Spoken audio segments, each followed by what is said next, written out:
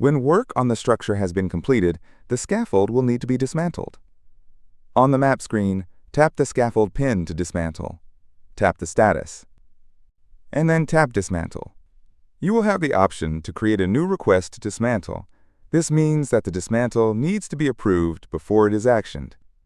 Or select Create a new scheduled dismantle. This will allow you to create the dismantle activity without needing to approve it. The third option is only available once a dismantle activity has been created for this scaffold.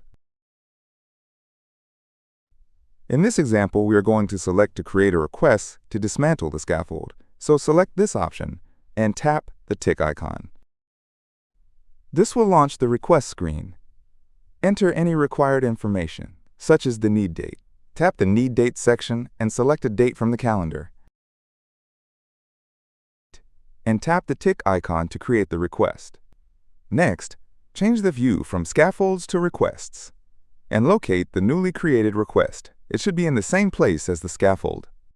Tap on the request, select the status, and tap Approve. We will now start to dismantle the scaffold. Return to the Scaffolds view. Tap on the scaffold pin. We will need to tap the status again and select Dismantle. This time, the third option will be available with the activity we created. Select this option and tap the tick icon.